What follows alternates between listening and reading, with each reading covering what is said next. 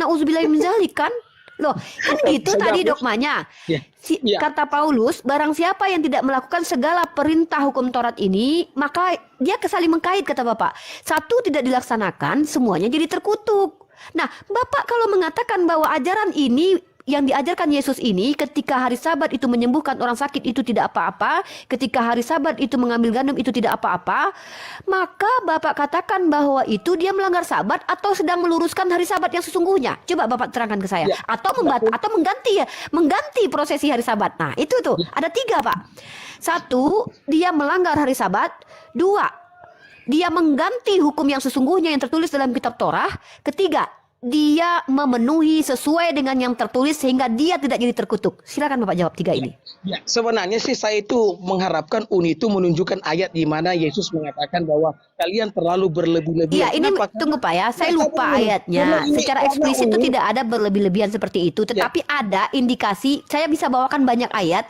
Pertama, orang Saduki atau Farisi, mereka itu kan suka menelan rumah-rumah janda. Ada di ayat seperti itu. Coba Bapak ingat ayat berapa itu menelan rumah janda? Coba. Uni, ya oke, saya jelaskan sama Uni dulu ya, Uni. Makanya saya ambil dalilnya dulu. Iya, kalimat daripada Uni itu ketika Uni bilang berlebih-lebihan itu sangat penting di dalam pembicaraan kita. Iya, karena saya sudah katakan. Saya katakan tadi dengan jelas loh bahwa yang namanya hukum Taurat itu gagal, tidak ada seorang pun yang betul ini betul. Terima kasih Cebi. Ini yang Uni cari dari tadi, Uni lupa. Ini saya kasih dalilnya Bapak ya. Tolong dipahami dengan bahasa Indonesia. Nanti kalau Bapak mau ke King James juga nggak apa-apa. Ini bukti bahwa memang mereka berlebih-lebihan ya. Dan saya sudah tunjukkan tadi bukti-bukti bahkan menurut Yesus sendiri. Matius pasal 23 ya.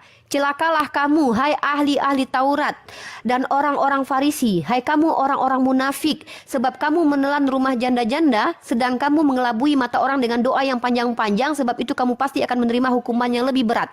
Celakalah kamu, hai ahli-ahli Taurat dan orang-orang Farisi, hai kamu orang-orang munafik, sebab kamu mengarungi lautan dan menjelajah daratan untuk menobatkan satu orang saja menjadi penganut agamamu, dan sesudah ia bertobat, kamu menjadikan dia orang neraka yang 2 kali lebih jahat daripada kamu.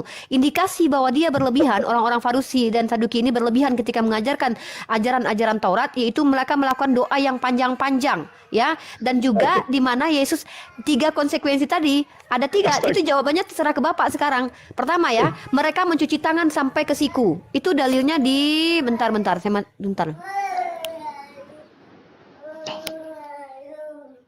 Udah, saya sementara Anda cari ayatnya saya. Oke ya. Ini Pak, ini Bapak baca Lukas pasal 11 ayat 38 ya. Ya, kamu baca, saya tidak bisa buka Alkitab di sini. Orang Farisi itu melihat hal itu dan ia heran karena Yesus tidak mencuci tangannya sebelum makan. Tetapi Tuhan berkata, ini Yesus berkata padanya, kamu orang Farisi, kamu membersihkan bagian luar dari cawan dan pinggan, tetapi bagian dalammu penuh rampasan dan kejahatan. Hai orang-orang BODOH, bukankah dia yang menjadikan bagian luar, dia juga yang menjadikan bagian dalam. Akan tetapi berikanlah isinya sebagai sedekah dan sesungguhnya semua akan menjadi bersih bagimu. Tapi celakalah kamu, hai orang-orang Farisi, sebab kamu membayar persepuluhan dari selasih, inggu dan segala jenis sayuran, tetapi kamu mengabaikan keadilan dan kasih Allah. Yang satu harus dilakukan, yang lain jangan diabaikan. Celakalah kamu, hai orang-orang Farisi, sebab kamu suka duduk di tempat terdepan di rumah ibadat dan suka menerima penghormatan di pasar. Celakalah kamu, sebab kamu sama seperti kubur yang tidak memakai tanda, orang-orang yang berjalan di atasnya tidak mengetahuinya. Bentar ya, ketika dia mengatakan bahwa dia mencuci tangan sampai ke siku, bentar. Uni, oke, saya jawab saja. Ini Pak, ini yang paling penting. Ini yang paling penting ya. Nih Bapak baca ini eksplisit. Tetapi ia menjawab, celakalah kamu, ini dalam Lukas pasal 11 ayat 46. Celakalah kamu juga, hai ahli-ahli Taurat, sebab kamu meletakkan beban-beban yang tak terpikul pada orang, tetapi kamu sendiri tidak menyentuh beban itu dengan satu jari pun. Sama ya, yang seperti dengar dulu sebentar. Kamu sudah ngomong terlalu banyak loh. Oke. Kamu tadi ngomong berlebih-lebihan, kamu tidak temukan. Sekarang kamu bilang cuci tangan sampai ke siku juga tidak ada ayatnya. Tunggu, saya sudah baca, Pak. Tidak ada ayatnya, Uni. Cuci tangan. Lukas 11:46, Pak. Tidak ada ayat cuci tangan sampai ke siku. Iya, itu enggak, bentar nanti kalau saya salah, saya tidak malu, Pak. Saya orangnya adalah sangat ini ya. Saya tidak malu untuk minta maaf kalau ayatnya tidak eksplisit, karena ketika membaca Bible, Pak, semua kata-kata itu tidak terekam jelas, tetapi ada poin-poin penting yang bisa kita tangkap. Nah, Bapak kan minta kepada saya buktikan kalau Farisi itu berlebihan. Ya, Gitu loh. makanya Uni saya bilang begini, kalau kita mau sampaikan dalil kita, usahakan dalil kita itu benar-benar solid. Jangan dalil berdasarkan rekayasa Baik, kita. solid ya, eksplisit. Sehingga nantinya, sabar dulu, saya mau bicara. Sehingga pada nantinya, Uni, apa yang kita bicarakan ini tidak menyentuh intinya. Uni sebut berlebih-lebihan, tidak ada ayatnya. Uni sebut cuci tangan sampai ke siku, tidak ada Bapak baca ayatnya. Lukas 11. Uni sabar, saya Lukas, jelaskan dulu. Dan Bapak, juga, Uni masalah tidak ke ada siku, ayatnya. Tidak ada Bapak, ayatnya. Bapak, saya juga bisa Tidak ada melakukan itu. ayatnya, Uni. Bapak juga tidak memiliki ayat di mana kalau tidak dilakukan satu maka menjadi terkutuk semua, juga nggak ada eksplisit apa ayatnya. Astaga, saya ngomong Mana? kok tadi kok ini ayat dalam Galatia Mana? pasal yang Kalau ketiga 10. Itu kan Paulus, Pak. Paulus yang dengar dulu. Bapak santai. Bapak bisa kita santai? Bisa kita santai? Ya, di situ ada nggak di King James Version itu, Pak? Di King James Version itu, izin, King James Version itu tidak mengatakan satu tidak dilakukan maka yang lain jadi terkutuk. Nggak ada di situ, Pak. Ya, terkutuklah orang Itu yang kan tidak tambahan melakukan Bapak. seluruh hukum Taurat. Nah, Uni, di mana di situ kalau tidak dikerjakan satu? Uni, dengarkan saya. Saya tahu tuh kamu itu orang pintar, Uni. Jangan biarkan pandangan saya kepada Anda itu mulai berubah. Saya kasih Karena Bapak. ternyata Nggak Anda apa-apa. lebih Silakan hebat Bapak 3 bermain menit lah. kata daripada bermain Jadi kasih dalil. 3 menit waktu Pak Karena Pendeta. selama ini ternyata yang menjadi korban kamu hanya orang Kristen yang awam. Ketika kamu diperhadapkan dengan para pendeta, kamu Bapak, ternyata cuma jangan sudah mulai, Bapak Dan jangan mulai sekarang- framing. Saya tidak memframing Bapak dari tadi loh. Langsung ke substansi Semua saja. ayat yang kamu baca tadi itu menunjukkan bahwa ternyata orang Farisi pun gagal di dalam melakukan hukum Taurat. Sekarang saya mau tanya satu pertanyaan buat kamu nih. Ya, Oke. kamu pernah baca nggak? Satu kali Yesus pernah dibawa ada seorang perempuan yang bersinah dalam. Baik, Pak Yesus berkata, yang boleh merajamnya adalah orang yang tidak pernah berdosa. Dan Yesus mengatakan, aku juga tidak akan merajam. Sebenarnya Yesus sudah mengatakan bahwa dia sama seperti manusia biasa. Sebenarnya, kalau Anda bilang dia berdosa, maka dia juga berdosa. Tapi sebentar, saya tidak ke situ. Jangan lari dulu, Pak. Kita sabar, Bapak kan bertanya kepada saya. Jadi jangan lari dari tema dong. Ini kok bentar dulu. Ini kenapa kita lari? Saya belum selesai. Tema kita belum selesai. Saya tidak mau lari dulu ya. Saya akan kembalikan ke. Saya mau ngomong dulu. Uni, kalau Uni mau ngomong itu, ya Bapak ngomong kan yang jelas. bertanya sama saya. Saya menjawab. Saya mau bilang begini, Uni, kalau Uni mau ngomong, saya harap Uni itu ngomong dengan jelas dan solid, karena setiap ucapan Uni Pak, saya catat loh. Berdiskusi Uni ini tadi, Pak, saya tidak gini loh Pak. Berdiskusi ini kita kan membawa data yang kita tunjukkan seperti Bapak bilang tadi, kalau tidak dilakukan hukum Taurat maka yang lain jadi kutuk. Sementara Galatia itu jelas-jelas Paulus mengutip ulangan yang mengatakan terkutuklah orang yang tidak melakukan semua perbuatan hukum Taurat ini, dan semua bangsa harus berkata amin. Tapi yang dimaksud pengajaran Paulus adalah kalau ada orang Yahudi yang tidak melakukan satu saja hukum Taurat, dia gagal satu, maka dia menjadi terkutuk dan tidak bermanfaat hukum Taurat itu lagi kepada dirinya. Itu yang saya minta eksplisit pengajarannya Pak, dan Bapak sudah akui bahwa itu ayat itu sudah ngomong secara eksplisit loh. Kita sudah Pak, lihat beda dalam Pak, perkara- beda Pak, kita beda sudah- begini ya Pak. Pak beda, kita coba sudah lihat. bedakan. Uni sabar. Terkutuklah Uni orang yang sabar. tidak memenuhi semua hukum Taurat dengan Iya. apabila engkau tidak melakukan satu, Oke. maka yang lainnya jadi terkutuk, yang lain itu jadi pengutuk. Itu berbeda Pak. Nah, saya tidak mau lari dulu. Saya mau Oke. menanggi Bapak, jangan membawa saya lari-lari dulu. Saya mau tetap Bapak sendiri kan ingin kita strike to the point gitu. Nah, Bapak bilang tadi mana Uni Rifa buktikan bahwa orang Farisi itu berlebih-lebihan mengajarkan hukum Taurat. Saya sudah bawakan dalilnya ya. Lukas pasal ke-11 ayat ke-46.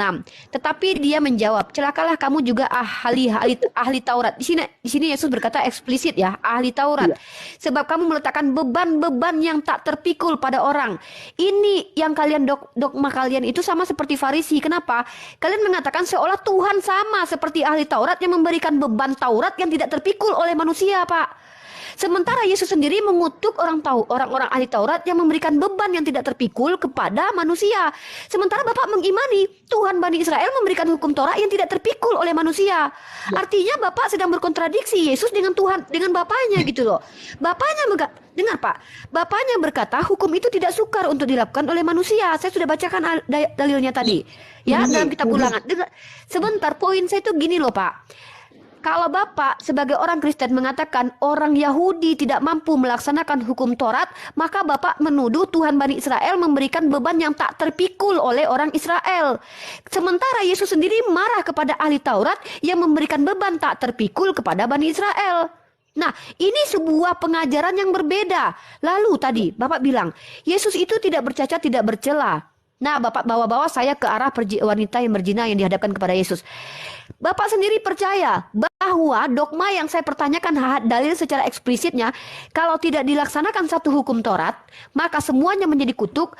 Pertanyaan saya itu yang tadi belum Bapak jawab. Yesus itu ketika dia mengambil gandum menyelamatkan orang sakit pada waktu itu termasuk apa? A. Menjalankan hukum Taurat seperti yang tertulis. Kalau memang itu yang tertulis, maka fix Yahudi Farisi merubah ajaran Taurat. Atau B. Apakah Yesus sedang merubah ajarannya sendiri? Dalilnya mana? Ketiga, apakah dia melanggar hukum Taurat? Karena konsekuensi yang ketiga ini sangat berbahaya. Apa konsekuensinya? Menurut dogma Bapak, kalau tidak dilaksanakan hukum Taurat satu saja, yang lain menjadi kutuk. Maka Bapak sudah mengatakan bahwa Yesus terkutuk karena dia melanggar hukum Taurat. Mana di antara tiga ini jawabannya? Silakan Bapak jawab. Saya akan jelaskan, tapi saya ingin kita membuka kembali Galatia pasal 3 ayat yang ke-10 dan kita bandingkan dengan Ulangan pasal 27-26. Kita korelasi setiap perkataan yang ada di situ supaya ini bisa jelas, kemudian kita bisa lanjut kepada pokok yang selanjutnya. Karena kalau ini tidak jelas nanti Uni bisa lari ke sana kemari. Kita buka Galatia pasal yang ketiga, kemudian ayat yang ke-10. Saya bacakan buat Uni ya. Terkutuklah orang yang tidak setia melakukan segala sesuatu yang tertulis di dalam kitab hukum Taurat. Jadi siapa yang tidak, itu kesimpulannya, yang tidak melakukan segala sesuatu yang tertulis terkutuk. Nah sekarang kita buka King James Version. Silakan buka kembali ayatnya dalam Galatia dalam Ulangan pasal 27-26. Saya ingin kita lihat bahwa sebenarnya dua ayat ini tidak ada bedanya. Saya tidak mau Uni main framing di sini. Kita lihat ayat yang ke-26. Kita tunjukkan dulu ayatnya. Ya. Dan saya mau ya Uni menjawab ini ya. Kita selesaikan ini. Sekarang kita lihat. Jadi yang pertama, kalau tidak melakukan semua berarti terkutuk ya. Kita lihat sekarang King James Version Ulangan 27-26.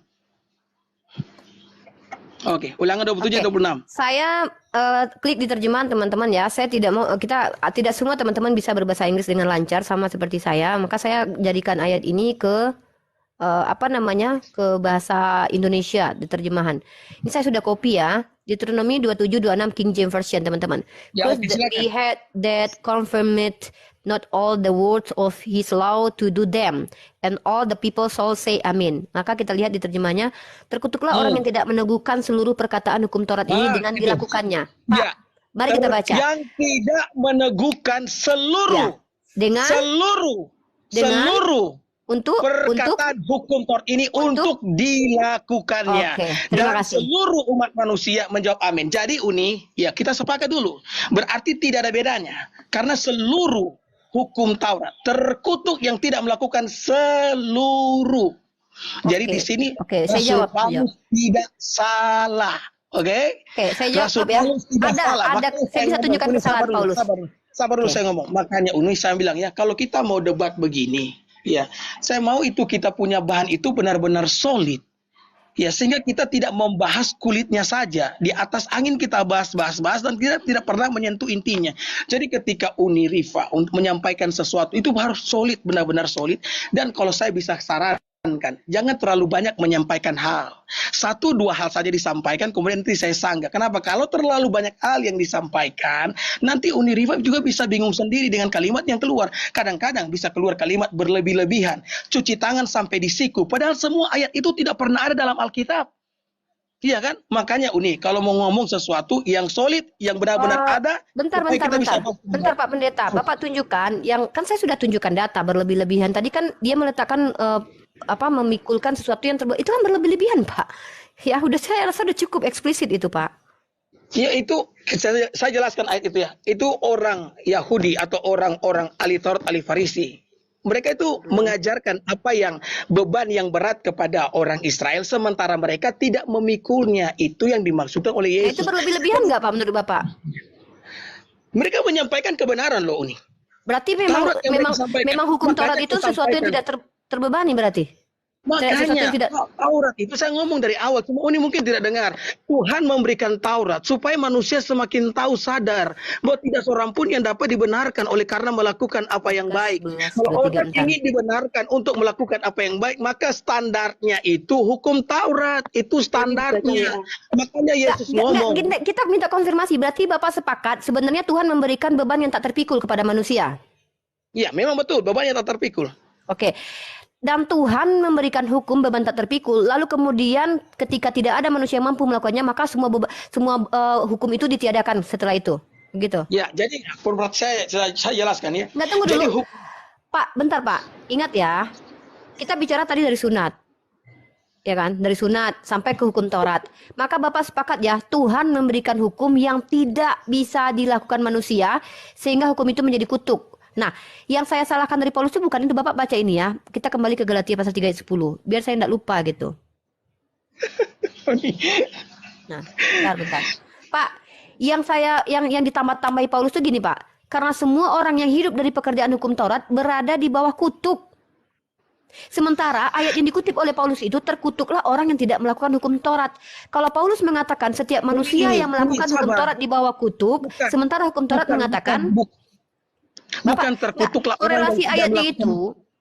Itu korelasi ayatnya, terkutuklah orang yang tidak melakukan seluruh. Uni, jangan lupa kata seluruh itu. Kata seluruh itu perlu digarisbawahi, Uni.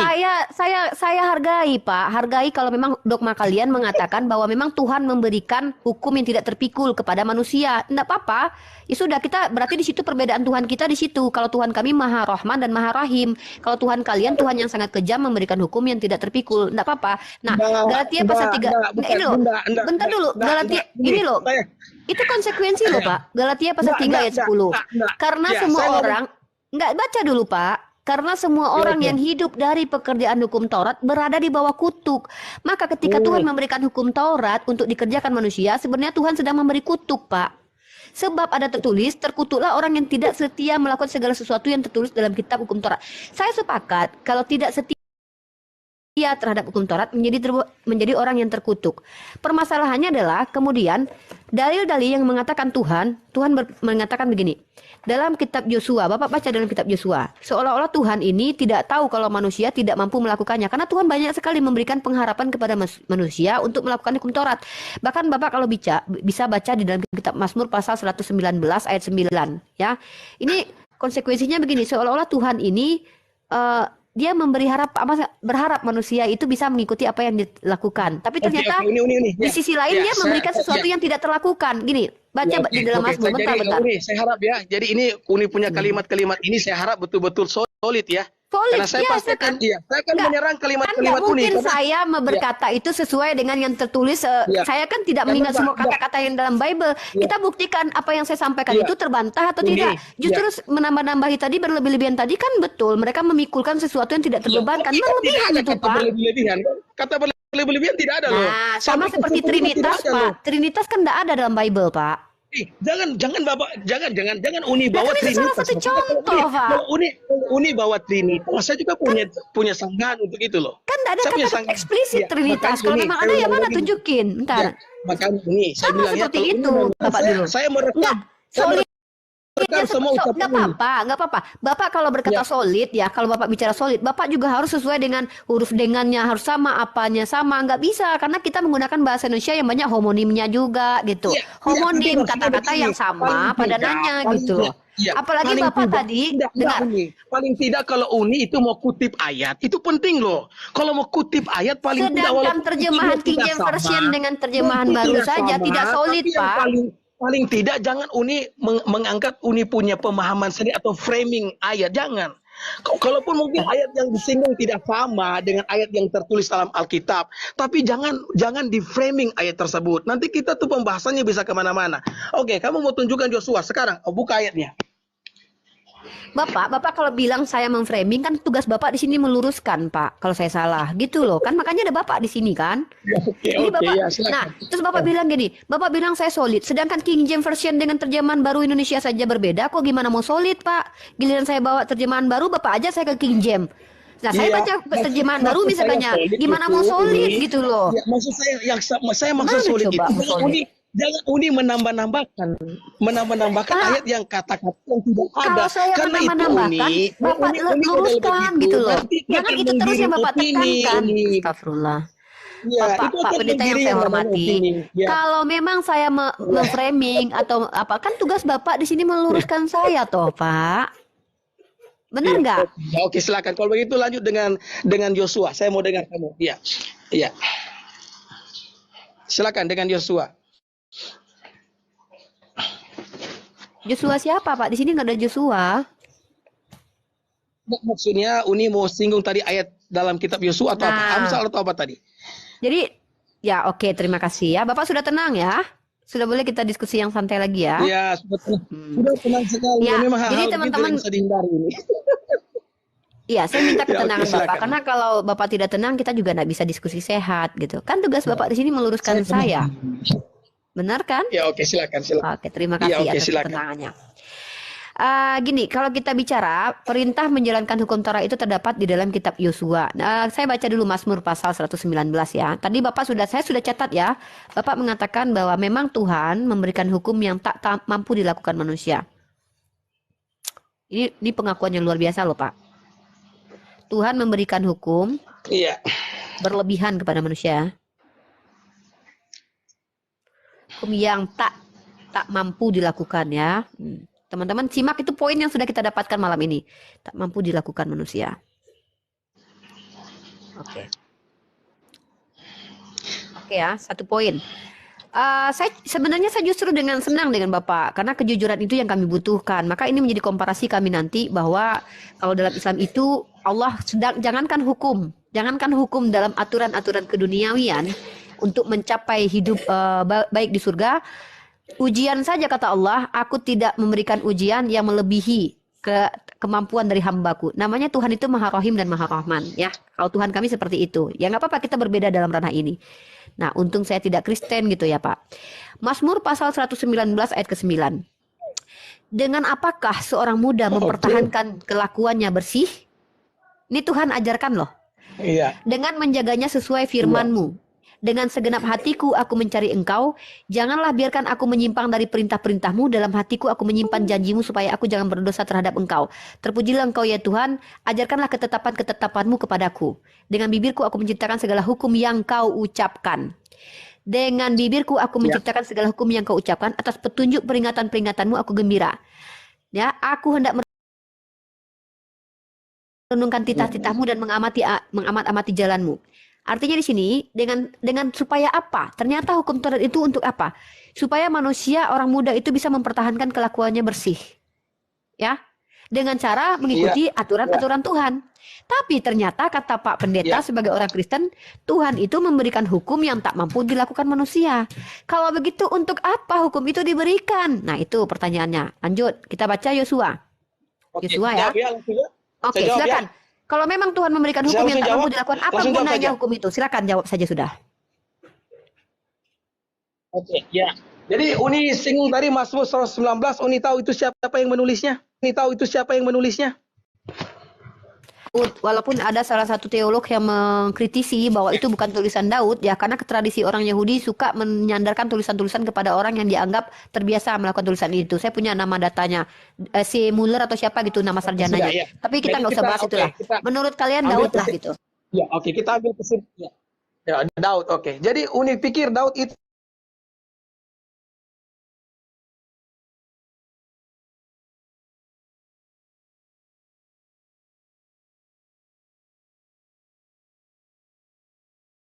dan hal ini menunjukkan, membuktikan bahwa Daud pun tidak bisa setia terhadap hukum Taurat. Ketika Uni mengutip ayat itu adalah kebenaran hukum Taurat, bahwa setiap orang bisa menjaga kelakuannya sesuai dengan firman Tuhan. Tetapi pada kenyataannya bahkan Daud sendiri pun tidak mampu untuk menjaga ya sikapnya dengan firman Tuhan tersebut. Ya. Nah, kemudian Uni bilang, untuk apa Taurat itu diberikan? Saya sudah ngomong sebenarnya dari awal, tapi mungkin Uni yang kurang tangkap. Saya tahu Uni ya. Jadi hukum Taurat diberikan supaya semakin jelas, bahwa manusia itu tidak bisa dibenarkan dengan perbuatan baik.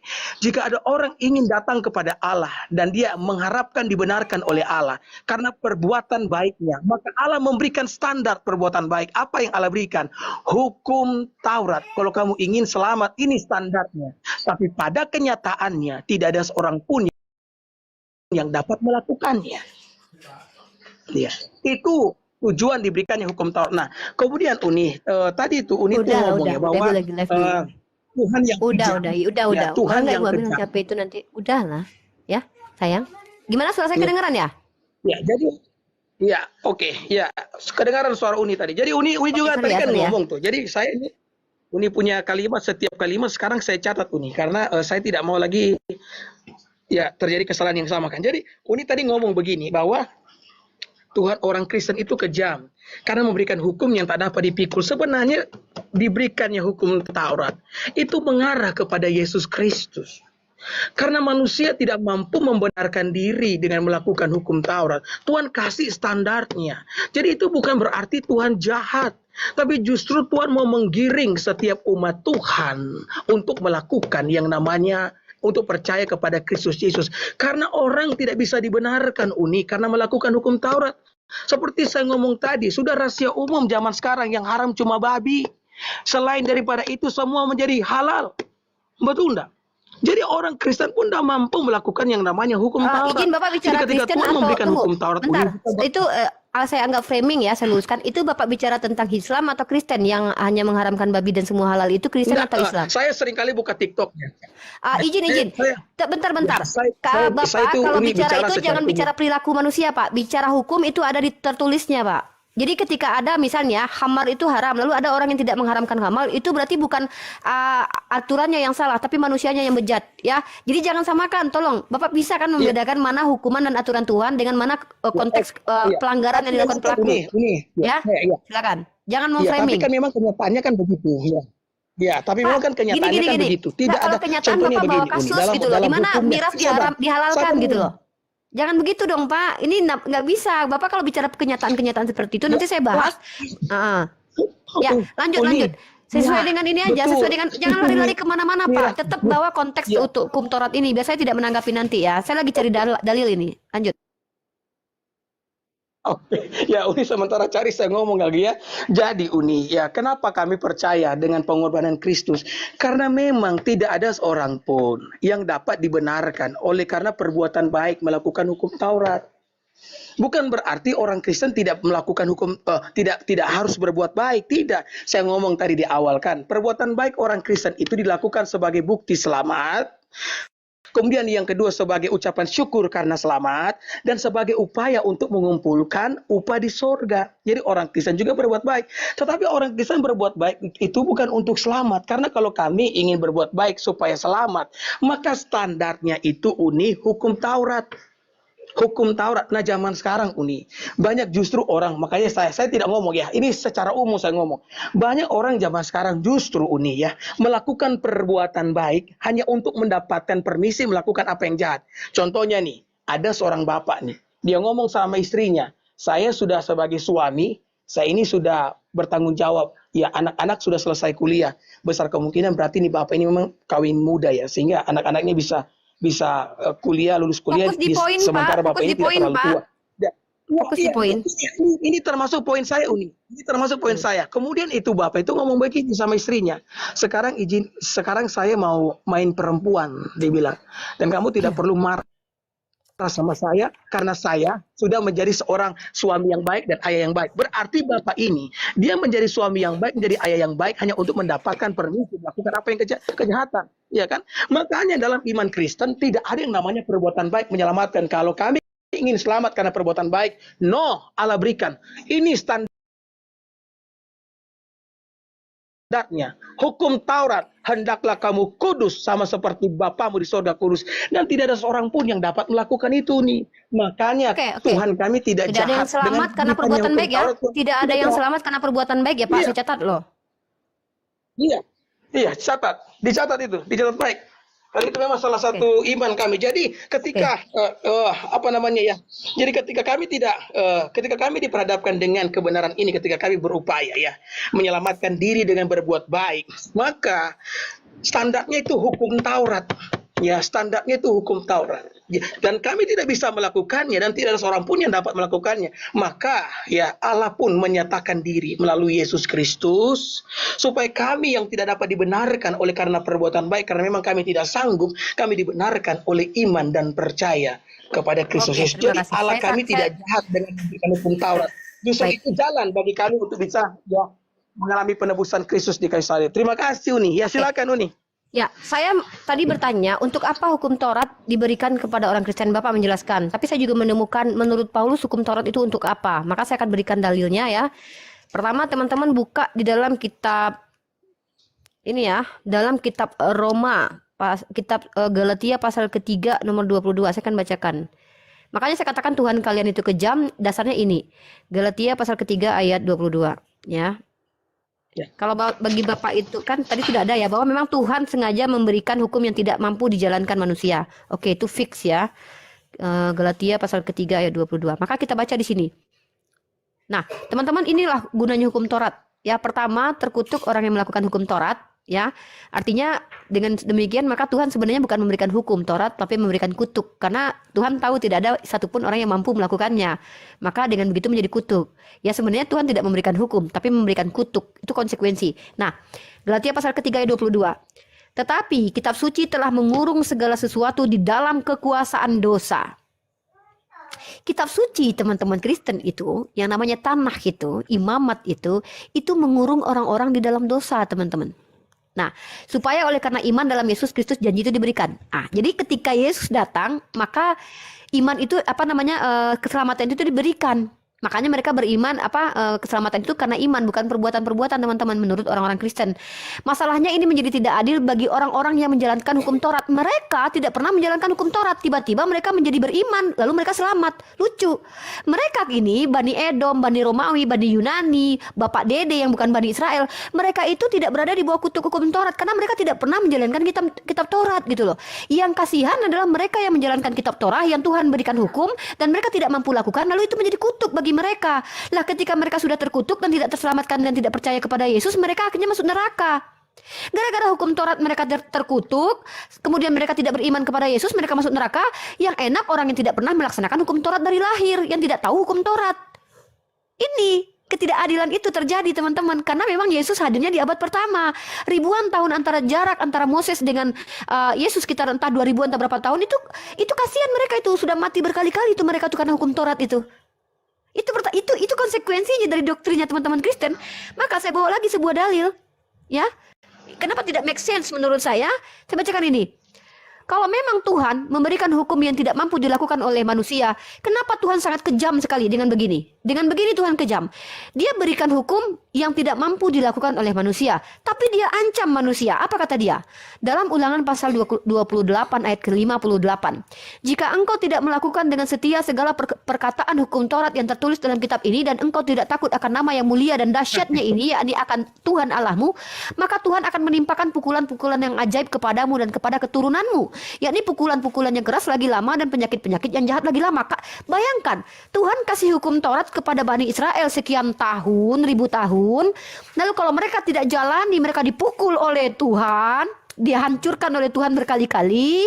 Tiba-tiba Tuhan datang, dan bahkan Paulus mengatakan bahwa kitab suci itu mengungkung orang dalam dosa, makanya mereka jadi terkutuk karena mereka akhirnya memang tidak mampu lakukan itu, karena Tuhan yang membebankan sesuatu yang tidak mampu mereka lakukan. Tiba-tiba si Tuhan ini datang di abad pertama menyelamatkan orang-orang yang tidak pernah tahu mengenal dengan kitab Torah.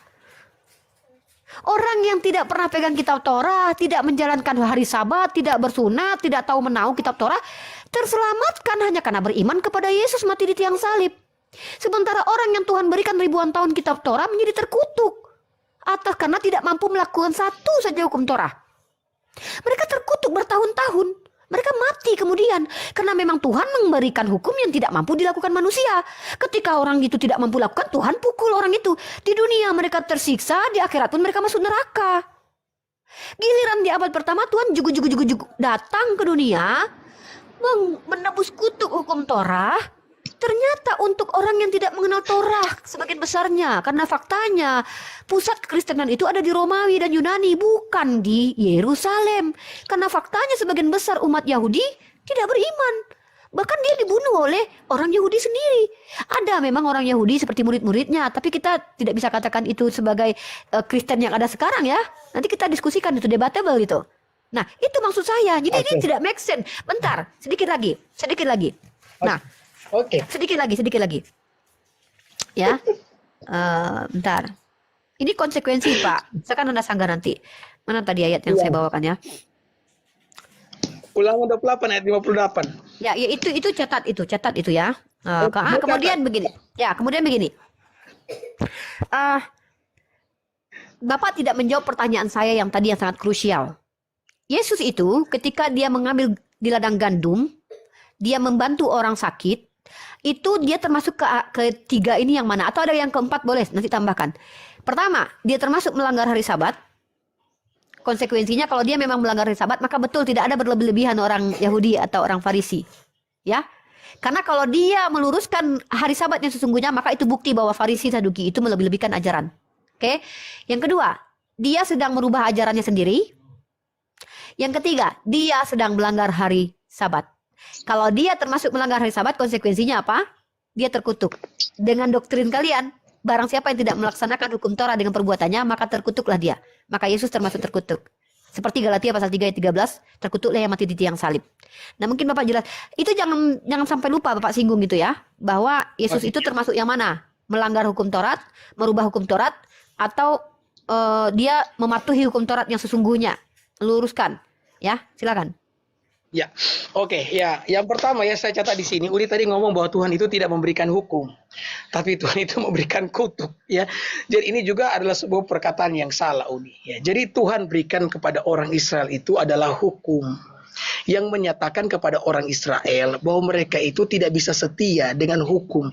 Kalau mereka mau dibenarkan oleh karena melakukan hukum Taurat atau melakukan apa yang benar, itu standarnya. Jadi Tuhan memberikan standarnya hukum Taurat. Tapi ini pun bukan berarti Tuhan itu jahat. Karena pada akhirnya Tuhan sendiri yang menyediakan jalan keselamatan itu melalui Yesus Kristus. Nah, Galatia pasal yang ketiga. Ya, tadi disinggung oleh Uni Rifa ya. Galatia pasal yang ketiga. Ayat yang ke-22. Ya. Firman Tuhan mengatakan demikian. Tetapi kitab suci telah mengurung segala sesuatu di bawah kekuasaan dosa. Kalau kita lihat dalam terjemahan lain, kata kitab suci di situ adalah hukum Taurat. Jadi memang betul hukum Taurat itu telah mengurung segala sesuatu, di bawah kekuasaan dosa. Dan ini memang nyata benar, karena memang tidak ada seorang pun yang dapat melakukan hukum Taurat.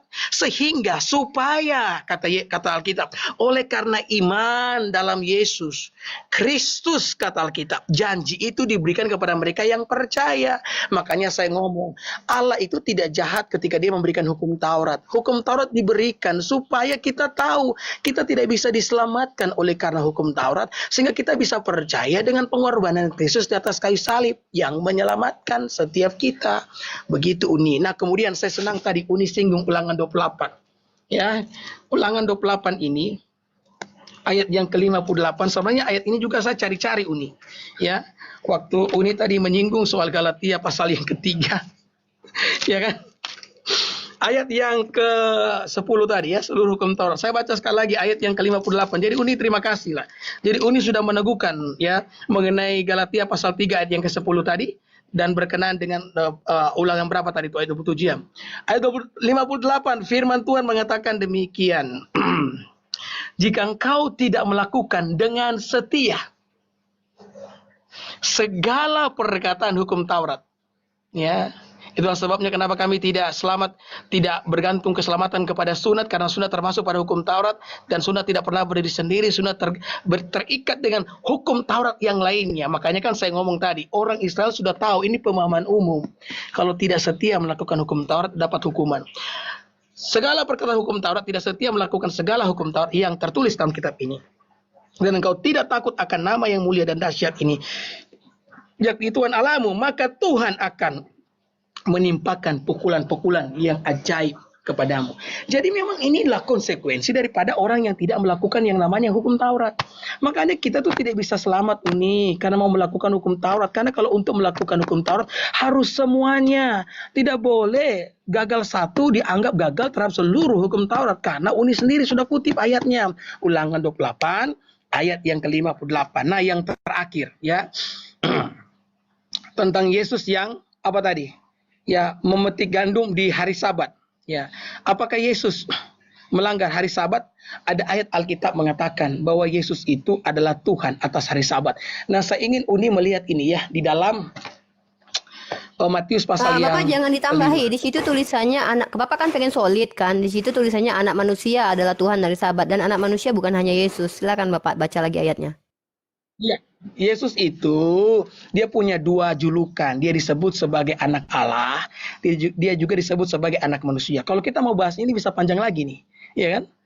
Ya, ketika Yesus mengatakan bahwa anak manusia, maka kami orang Kristen percaya yang dikatakan itulah dirinya sendiri, ya. Karena ini banyak sekali berkaitan dengan hal-hal yang lainnya. Nah, kalau kita lihat dalam Matius pasal yang kelima, Uni, ya, Matius pasal yang kelima, ya, ayat yang ke 17. Janganlah kamu menyangka bahwa aku datang untuk meniadakan hukum Taurat. Atau kita pernah Nabi, aku datang bukan untuk meniadakannya, melainkan untuk menggenapinya. Nah, ketika ayat ini dibacakan, kami meyakini, mengimani, mempercayai bahwa Yesus datang untuk menggenapkan hukum Taurat. Yang dimaksudkan adalah menggenapi mengenai nubuatan-nubuatan mengenai dirinya di dalam perjanjian lama. Nah, kemudian kalau kita lihat dalam kitab Ibrani pasal yang ke-9, ya. Ibrani pasal yang ke-9. Saya buka dulu ayatnya.